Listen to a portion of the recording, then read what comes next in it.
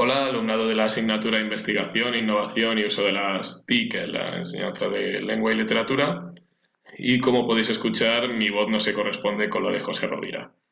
Así que me presentaré, no sin antes desearos que todas vosotras y vosotros estéis en perfectas condiciones de salud, así como vuestros familiares y personas allegadas ante las circunstancias tan excepcionales en las que nos encontramos. Y aunque no me conozcáis en persona, os deseo todo lo mejor. Me presento y mi nombre es Francisco Martínez y he diseñado juntamente con José la práctica que llevaréis a cabo. Una vez que habéis realizado el cuestionario propuesto para conocer los conocimientos sobre aspectos literarios y en particular con las narrativas de tradición oral. En esta presentación os comentaré el ejemplo que he creado sobre el cuento popular de Caperucita Roja y que ha dado nombre al blog Caperucita Transmedia Blogspot, porque en esta práctica seguiremos ampliando nuevas formas y propuestas para que se desarrolle vuestra competencia literaria y digital. Así, la competencia literaria persigue que seáis conocedores de las narrativas que componen nuestro imaginario colectivo y que, como futuros docentes, os servirán añadiendo los elementos transmedia y multimodales para que conozcáis cómo han perdurado y evolucionado estas en el tiempo.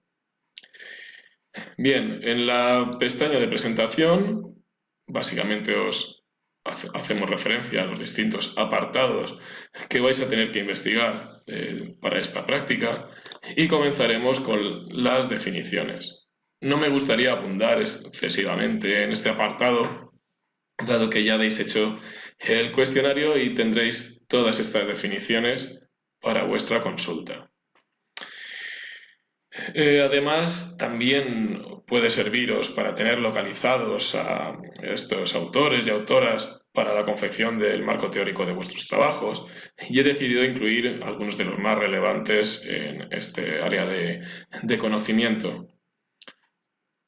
Tenemos definiciones sobre el imaginario colectivo, sobre la cultura de la convergencia, en fin, por explicarme de manera sencilla, buscamos cómo las literaturas de tradición oral han pervivido a lo largo de la historia y de la cultura.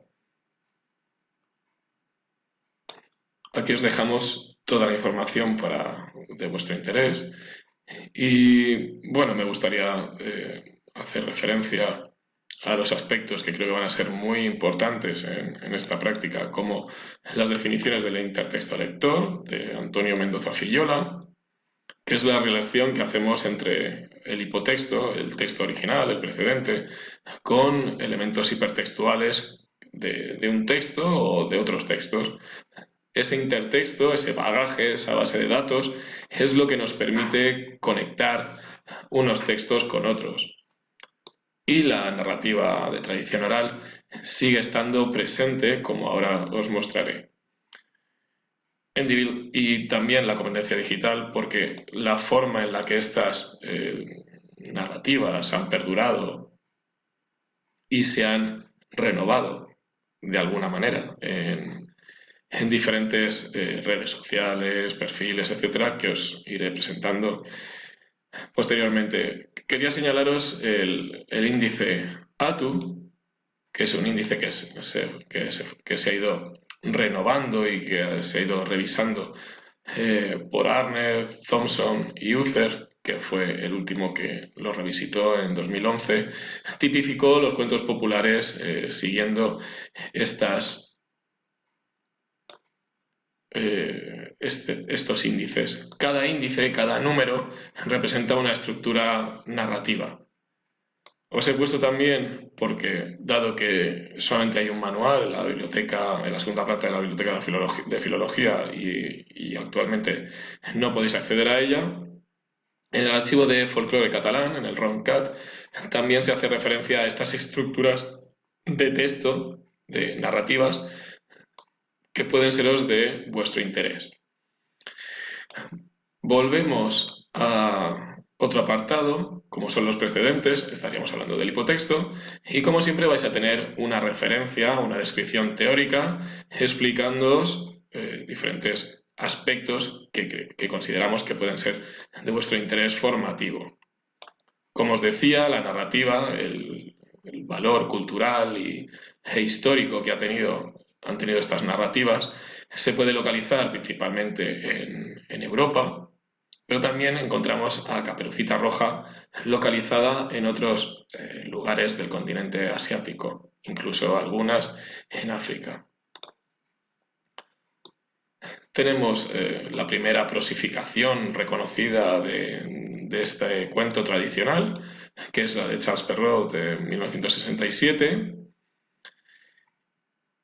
y que también en su época también fue una renovación, porque Charles Perrault esta narrativa la enfocaba a los gustos de la corte.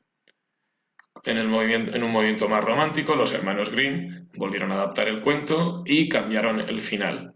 En el cuento de Perrault, el lobo se comía a la abuela y a Caperucita, y en el de los hermanos Grimm aparecía rescatada por el leñador, que fue introducido anteriormente por Ludwig Tieck en 1800 en una obra de teatro. En fin, conocemos todos los precedentes. Y perdonadme si tengo la muletilla de, en fin. Seguimos con renovaciones. A partir especialmente de los años 60, la literatura infantil y juvenil necesita adaptarse a una nueva época, pero se sigue manteniendo la universalidad de estos personajes, y os he hecho una selección de diferentes álbumes ilustrados en los cuales la narrativa de Caperucita Roja se sigue renovando, se sigue adaptando cada una a su tiempo, algunas desde referencias puramente estéticas en la ilustración, que no hacen referencia realmente a Caperucita, y otras que realmente vuelven a coger el cuento de Caperucita Roja y le dan un pequeño giro. Algunas obras como la de Carles Cano, que la convierte en teatro, y mucho más, con una mayor carga de comicidad. Cuentos en verso para niños perversos, un clásico de Roald Dahl, y diferentes aproximaciones que os pueden ser útiles, conocerlas también, porque os pueden servir para conocer autores y la pervivencia de vuestros relatos asignados en la actualidad. No quiero extenderme, lo tenéis todo para consultarlo detenidamente. Y como aquí os decía, pues por ejemplo Anthony Browning en su álbum En el bosque no hace referencia a Caperucita Roja, pero sí que dota de elementos relacionados con los cuentos tradicionales. Ahí al fondo se ve una rueca, etcétera, la calabaza, el zapato. Hay elementos que se pueden encontrar en todos estos álbumes. Anthony Brownie especialmente hace muchas referencias en sus ilustraciones a narrativas de tradición oral.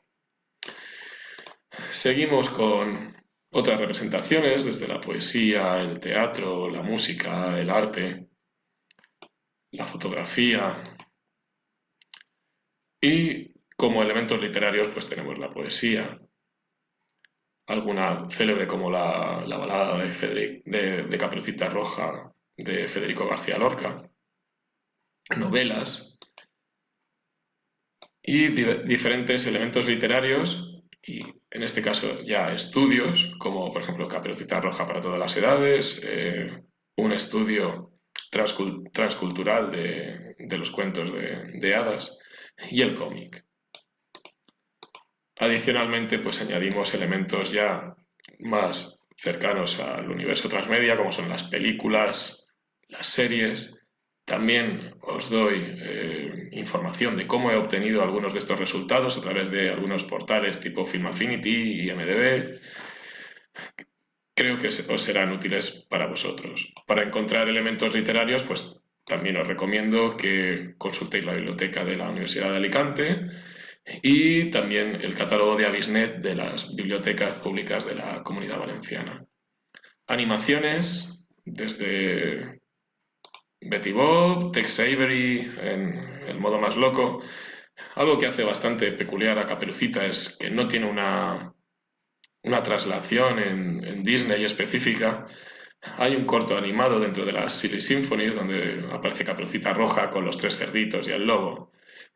Están uniendo estos personajes, el corto animado de Ray Harryhausen y diferentes elementos como el crossover de Padre de Familia, Barrio Sésamo, videojuegos y canciones. Obviamente también podemos encontrar en artes escénicas y en la publicidad, anuncios como el del Channel número 5 de Caperucita o esta campaña de Cambia el cuento, un elemento que podría haber servido de debate en el aula, pero me lo reservo por si tenemos ocasión de encontrarnos más adelante. Elementos que encontramos en diferentes portadas de revistas, sellos, ornamentación, fundas de móvil y referencias que también nos pueden servir como más sutiles, ¿no? Como la novela del cuento de la criada o una portada del disco de Nick Cave de su proyecto Grindelman. A nivel de redes sociales y de diferentes plataformas, de la misma manera, como esta Caperucita en Blogger, los resultados en la Biblioteca Cervantes Virtual, en Wikipedia, en la sección de noticias del país, un doodle que le realizaron en 2012 en homenaje al 200 aniversario de la publicación de los hermanos Grimm. En Twitter también tenemos resultados en gente que pone el nombre en esos perfiles. No encontramos tampoco realmente perfiles que sean realmente literarios. En GIFs, en Google Imágenes, cómo representa el mayor motor de búsqueda de Internet a Caperucita, disfraces, en fin, toda la información que podemos encontrar en Facebook, en Instagram y algunas conclusiones que podemos obtener observando cómo se ha trasladado en entornos multimedia estas narrativas. Esta primera parte del vídeo finalizará con la explicación de la memoria de la práctica, un ejemplo en el cual os hablo de cómo he realizado algunos de los elementos de la práctica con la narrativa de Caperucita Roja y una serie de ideas que creo que os pueden ser de interés a la hora de generar vuestra práctica. Pero bueno, la primera parte de este vídeo lo que pretende especialmente es mostraros los distintos elementos que ahora en la explicación de la práctica podréis comprender mucho mejor cuál es su finalidad.